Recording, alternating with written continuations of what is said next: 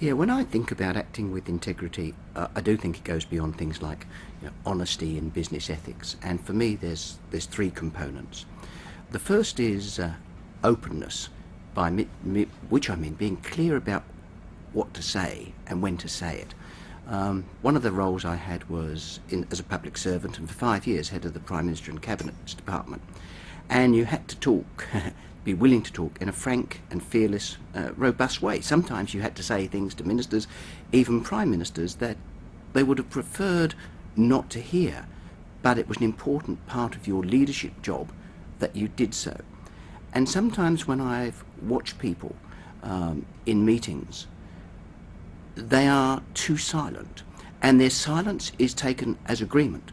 And it's only when you come from the meeting you find that they disagreed, sometimes quite fundamentally, but didn't put that view forward. So when I talk about openness, it is the willingness at the appropriate time to make it clear what your own views are. The second thing for me about integrity is having authenticity, to understand that as a leader you're a whole person. You don't just leave home and arrive to work and then you become a work leader, which is quite different from the rest of your life. And some of the best meetings I have been at was where people in a strategic discussion bring forward an authenticity from the rest of their life which can transform the conversation.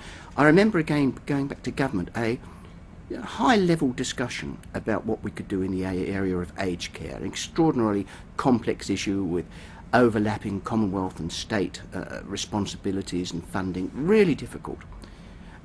And it was a woman at the meeting who about halfway through said, "Look, can I just say, I got a mother who's starting to suffer from dementia, and I'm trying to deal with this, and do you realise just how difficult it is? And I've had to do A and B and C."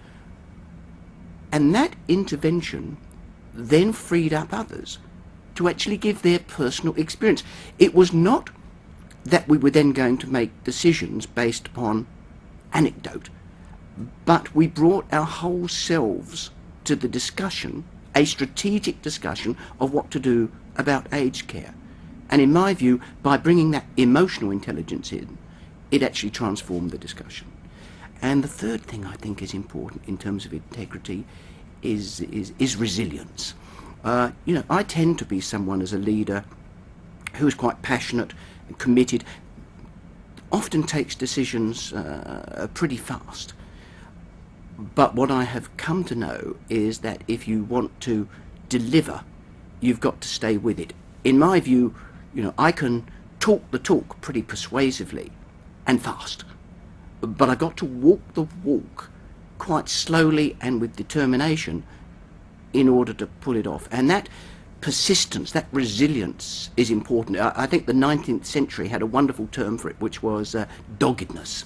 There's a Thackeray quote, it says, "It's dogged as does it." And I have to say, I think that doggedness is a key part of what I see as integrity for leaders.